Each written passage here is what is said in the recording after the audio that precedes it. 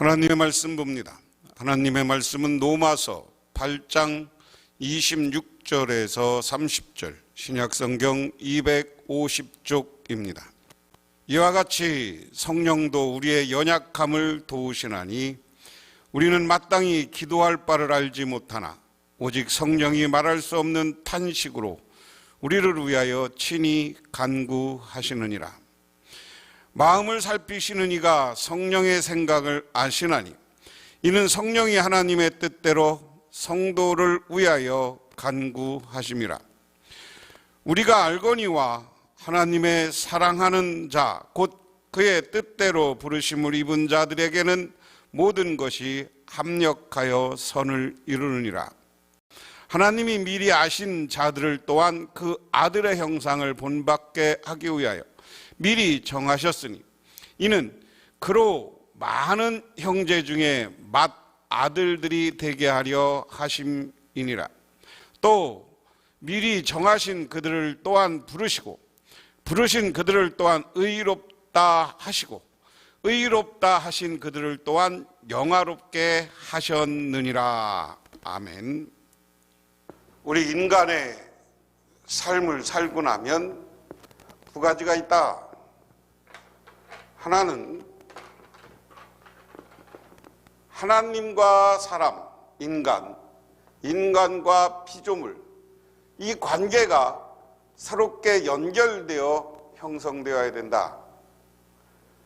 우리 사람은 하나님과 관계가 계속 있어야 되고요. 모든 피조물은 우리 사람과 더불어 하나님과 계속 관계가 열려 있어야 된다. 이게 화해다. 그래서 이 한 해 큰 원 안에 하나님, 인간, 피조물이 하나 되어 있을 때 우리는 영광을 받고, 즉 영광이라는 것은 하나님 나라에 가게 된다. 그런데 우리 인간과 피조물은 같이 있고 하나님은 어디 갔나 없어요. 하나님과 피조물을 하나로, 그러니까 지금 이 지구상에서 살고 있는데 인간과 피조물과 인간과의 관계도 연결되어 있는 게 아니라 단절되어 있어. 그리고 단절되어 있고 하나님과의 관계도 이 인간의 삶에는 하나님도 없는 삶을 살면 우리는 썩어지는 삶이요, 그리고 지옥에 던져지는 삶이다. 이것을 전제로 해서 오늘 말씀에, 그럼 우리가 어떻게 하면 영광의 자리, 하나님 나라의 자리에 있냐? 지금까지 하나님을 믿지 못하고 있는 것은 우리가 지옥불에 던져질 우리들의 모습이다. 그럼 이 모습을 탈피하고 어떻게 하면 이 자리에 들어가느냐? 이 자리에서 우리는 어떻게 해야 되느냐? 회개하고, 이 자리에서 우리가 저 영광의 자리로 들어가려면 회개해야 돼요. 회개하고 하나님으로부터 속죄함을 입어야 된다. 우리가 이게 가장, 우리 신앙생활하면서 가장 근본적인 원리가 이것이다 하는 겁니다. 오늘 말씀을 이것을 한 절 한 절 풀어낸 게 오늘 본문의 말씀입니다. 그래서 오늘 하나님은 우리를 부르시고 의롭다 하시는 분이다. 그런데 우리를 불렀을 때 이 자리에, 죄인 자리, 죽을 자리에 있어서 우리를 불렀을 때 회개로 응답하면 영광에 이르지만 그 부르심에 응답하지 않으면 우리는 지옥불에 던져질 수밖에 없다. 그래서 오늘 말씀을 한 절 한 절 보면 먼저 26절입니다. 이와 같이 성령도 우리의 연약함을 도우시나니 우리는 마땅히 기도할 바를 알지 못하나 오직 성령이 말할 수 없는 탄식으로 우리를 위하여 친히 간구하시느니라. 이와 같이 성령께서도 우리의 약함을 도와주십니다. 우리는 어떻게 기도해야 할지 알지 못하지만 성령께서 친히 이루 다 말할 수 없는 탄식으로 우리를 대신하여 간구해 주신다. 오늘 26절 말씀은 18절에서 25절에 살펴본 대로 성도는 그리스도께서 재림하시기 전까지 탄식과 고통 속에서 인내하며 살아가야 한다. 만약 이 시기를 오롯이 사람의 연약한 힘만으로 버텨야 한다면 아마도 성도는 구원의 완성에 대한 확고한 소망을 끝까지 견디지 못할 것이다. 성령께서도 성도와 동행하시며 연약함을 도우시기에 성도는 소망 가운데 끝까지 인내할 수 있다 하는 겁니다. 자, 말하면 우리 창조 세계가 죄에 빠져 있어요. 죄에 빠져 있다 보니까 이게 탄식이 죄죠.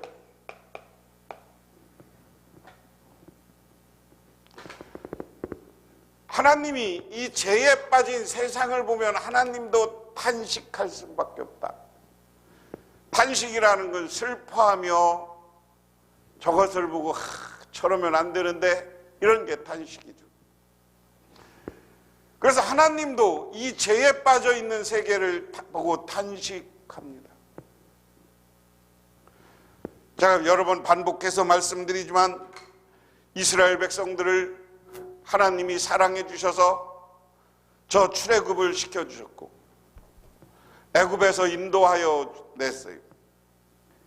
그리고 나서 그들은 하나님을 찬양하며 하나님의 뜻에 맞는 삶을 살기를 원했지만 이스라엘 백성들은 틈만 나면 죄를 졌어요. 광야 생활 40년이 그랬고요, 사사 시대 200년이 그랬고요. 그래서 왕을 달래서 왕을 세웠더니 사울 왕이 제멋대로 하고요. 그리고 다윗 왕, 솔로몬 왕 이후에 남북으로 나눠져서 북왕국은 우상으로 가득 채워졌어요. 그래서 그들을 위해서 예언자를 보내서 회개를 촉구하지만 말을 듣지 않아. 그래서 예수 그리스도를 보냈음에도 불구하고 유대인들은 그 예수님을 구세주로 받아들이지 못해서 구원받을 기회를 잃어요. 이러한 모습을 보고 있는 시대, 그렇지만 예수 그리스도의 부활과 승천과 그리고 십자가의 사건을 본 많은 사람들이 예수 믿고 그리스도인이 되었어요. 그럼에도 불구하고 아직도 예수 믿는 사람들이 있지만 더 많은 사람들이 예수 믿는 사람들을 핍박해.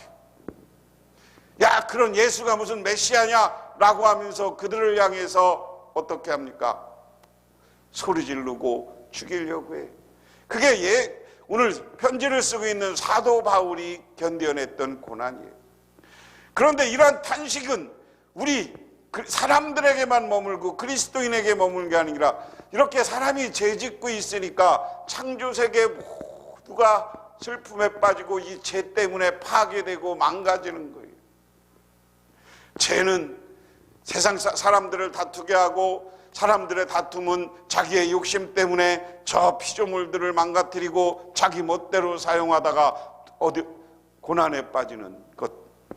이렇게 탄식하는 세계, 죄에 빠진 세계 속에서 예수님은 어떡하냐? 여기에서 우리의 사람의 힘으로 회개하면 하나님이 죄를 속죄해 주시고 하나님 나라에 가게 할 수 있지만 사람의 능력으로는 어떻게 할 수가 없어요. 그래서 회개의 단계까지 갈 수 없기 때문에 하나님은 성령을 보내주셔서, 오늘 말씀은 이 성령을 보내주셔서 성령께서 우리들의 약함을 보시고 우리가 회개하고 속죄하고 돌아올 수 없으니까 우리의 약함을 보시고 성령께서 우리를 위해서 탄식하며 기도해 준다. 그래서 우리의 약한 모습을 도와주신다. 성령께서 친히 이로 다 말할 수 없는 탄식으로 우리를 대신하여 하나님께 기도해 줘요. 그래서 성령은 뭡니까? 우리를 위해서 도우시는 보혜사 성령입니다. 탄식하는 세계 속에서 고통받고 약한 우리를 위해서 하나님은 보혜사, 우리를 보호하고 도와주시는 성령님을 보내주셔서 성령님으로 하여금 인간들을 위해서, 사람들을 위해서 기도하게 하셨다 하는 겁니다. 성령 자신이 우리를 위해 중보하십니다. 한편 탄식으로 우리 앞에 언급된 우리의 탄식 및 피조세계의 탄식과 연관됩니다. 우리와 피조세계가 산고 같은 고통을 겪으며 탄식하듯이 성령께서도 탄식한다는 겁니다. 이것을 헬라어로 알리레토이스라는 겁니다. 사람의 말로는 표현할 수 없는 이라는 의미입니다. 아예 소리를 표현할 수 없는, 그래서 우리가 탄식하는데 우리가 소리같이 소리조차 낼 수 없는 탄식을 하는 것이다. 이건 뭐예요? 얼마나 고통스러우면, 우리가 정말 아프면요, 이 소리밖에 못 내요. 다른 표현을 할 수 없어요. 이 의미에 우리가 지구상에 지금 지옥갈 인간들, 나쁜 죄진 인간들이 잘못하고 있는 모습을 보면서 성령도, 세상도, 우리도 탄식하고 있다. 그런데 우리를 위해서, 새 힘을 얻기 위해서 성령님이 우리를 위해서 간구해 준다. 이게 성령이 우리를 도우시는 사건이다. 두 번째, 사람의 마음을 깨뜨려 보시는 하나님께서는 성령의 생각이 어떠한지를 아십니다. 성령께서 하나님의 뜻을 따라 성도를 대신하여서 간구하시기 때문이다. 마음을 살피시는 이가 성령을 생각을 하시나니 이는 성령이 하나님의 뜻대로 성도를 위하여 간구하십니다. 성령의 간구와 하나님의 응답 그랬습니다. 하나님은 뭐냐? 마음을 살피시는 이. 이걸 마음을 살피시는 이라는 것은 우리를 창조하시고 오늘도 우리를 인도해 가시는 하나님을 이야기합니다. 그 하나님이 벌써 우리 마음, 성령의 마음, 이걸 다 알면 응답한다는 거예요. 우리가 잘 알아야 돼요. 우리가 이 땅에 살아가면서 전지전능하신 하나님은 우리의 모습을 다 알고 우리가 뭘 원하는지 알아. 그런데 하나님이 막바로 우리에게 무엇을 해결해 주는 것이 아니라 하나님은 우리의 간구, 기도를 듣고 기도에 응답하시는 분이다. 성령의 기도를 듣고 응답하시는 분이다. 우리가 알거니와 하나님을 사랑하는 자, 곧 뜻을 때로 부르심을 이룬 자들에게는 모든 것이 합력하여 선을 이루리라. 하나님을 사랑하시는 사람들, 곧 하나님의 뜻대로 부르심 받은 사람들에게는 모든 일이 서로 합력하여 선을 이룬다는 것을 우리는 압니다. 하나님, 탄식하시는 하나님, 우리 인간,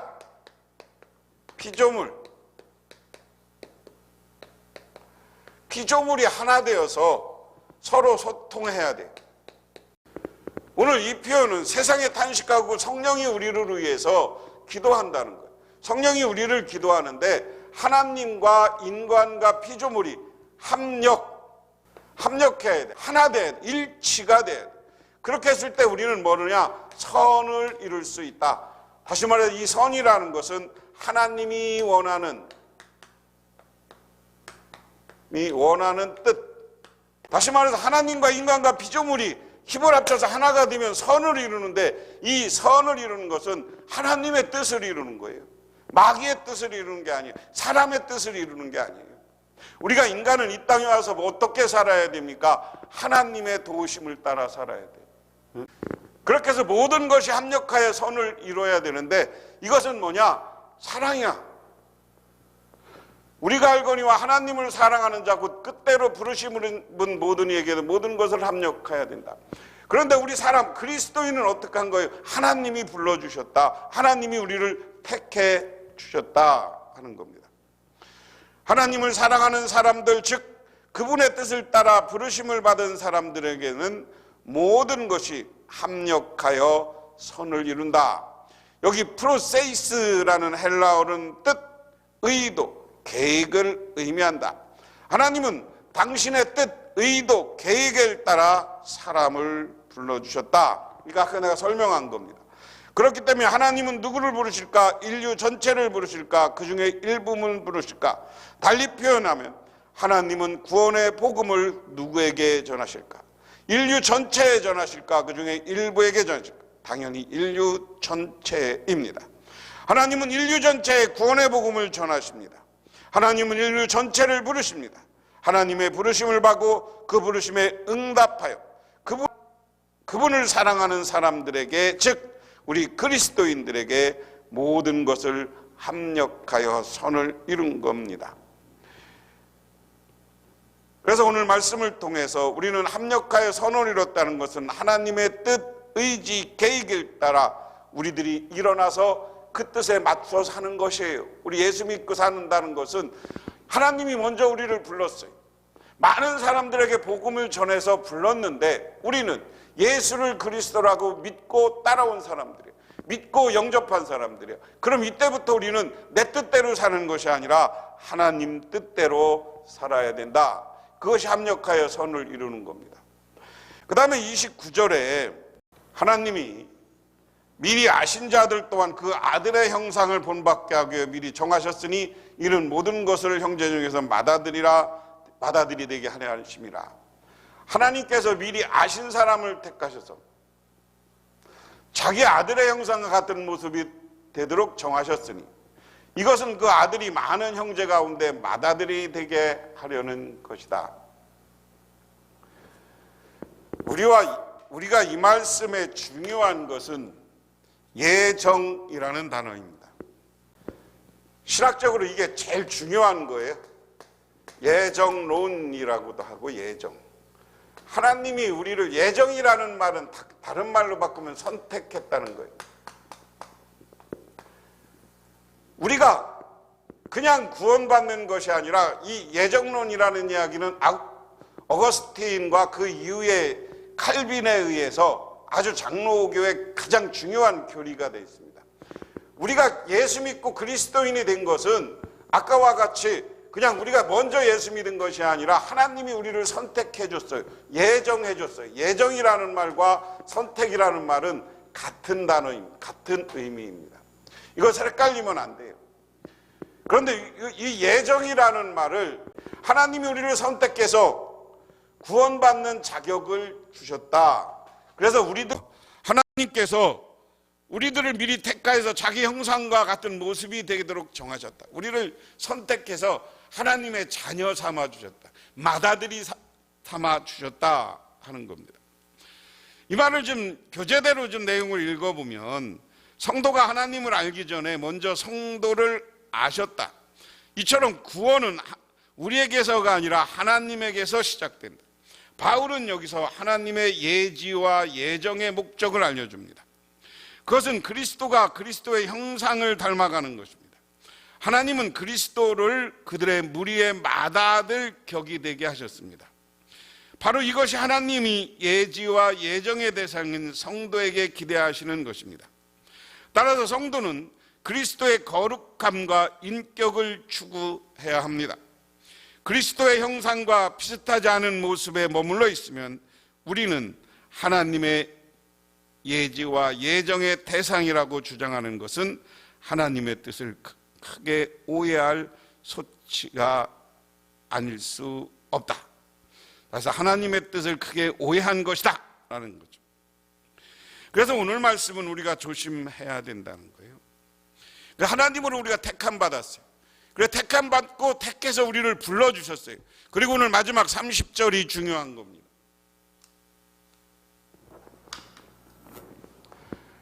부르심과 의인, 또 미리 정하신 그들을 부르시고 부르신 그들을 또한 의롭다 하시고 의롭다 하신 그들을 또한 영화롭게 하셨느니라. 그래야 하나님께서는 이미 정하신 사람들을 부르시고 또한 부르신 사람들을 의롭게 하시고 의롭게 하신 사람들을 또한 영화롭게 하셨습니다 하는 겁니다. 우리가 의인, 칭의라는 말을 많이 씁니다. 보수교단에서는 칭의, 저는 여러 번 강조했습니다. 나는 의인이라는 것은 의롭다 인정한다. 누가? 하나님이 우리를 의롭다 인정한다는 거예요. 칭의라는 것은 하나님이 우리를 의롭다 칭한다. 히브리어로는 테스텝이라는 말이고요. 테스텝. 고대 그리스어로는 디카이오시스, 의인 칭의라는 말이 다 같은 말인데 우리가 함자를 해석하면서 의인이라고도 하고 칭의라고도 하는 겁니다. 이 단어를 우리가 잘 생각해 봐야 돼요. 우리 하나님께서는 우리를 불러주셨어요. 아까 얘기한 것처럼 예정 선택해 주셨어요. 선택해서 불러서 거룩한 사람, 하나님의 백성 되게 해 주셨다. 그리고 나서 우리를 불러주셔서 그냥 내비둔 게 아니라 의롭다 인정해 줬고 보수교단에 얘기하면 의롭다 칭해줘서, 다시 말해서 이 의롭다 인정받는 건 뭐예요? 거룩하다라는 거예요. 그래서 우리를 거룩한 백성이 되게 하셨다. 그래서 오늘 말씀의 결론은 하나님이 우리를 불러주셨어요. 하나님이 우리를 불러주시고 의롭다고 해주셨어요. 그리고 거룩한 백성, 하나님 나라의 백성 삼아 주셨다. 그래서 오늘 말씀을 들으면서 이 모든 교리나 이런 굉장히 교리적인 내용인데, 중요한 건 하나님이 우리를 선택해 줘서 불러주셨고, 우리를 의롭다 그리고 거룩하다 칭해 주셨다는 말이나 의롭게 인정해 주셨다는 말이나 똑같은 말이에요. 그래서 우리를 하나님 나라의 백성 삼아 주셨다. 그렇기 때문에 우리는 그 하나님의 그 은혜에 늘 감사하면서 살아야 된다는 거예요. 오늘 이야기를 누구와 비교해야 되냐면, 이 당시에 많은 그리스도인들이, 그 당시 많은 유대인들이 예수 믿는 사람을 핍박하고 우리만 구원받는다라고 교만한 사람들을 향해서 사도 바울이 한 말이에요. 하나님이 우리를 택해 줬고, 하나님이 우리를 불러줬고, 하나님이 우리를 의롭다 인정했고, 하나님이 우리를 의롭다 칭해 주셨으니 우리는 늘 그 하나님께 감사하며 순종하면서 살아가야 된다. 믿으십니까?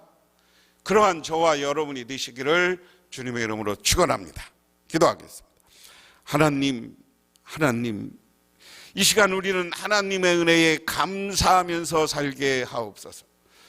오늘 사도 바울이 사는 시대 유대인들처럼 교만하지 않고 우리만 거룩하다라고 자부하며 살지 않게 하시고, 이 모든 것 하나님이 선택해 준 은혜, 불러주신 은혜임을 믿고 늘 하루하루를 감사하며 살아가게 하옵소서.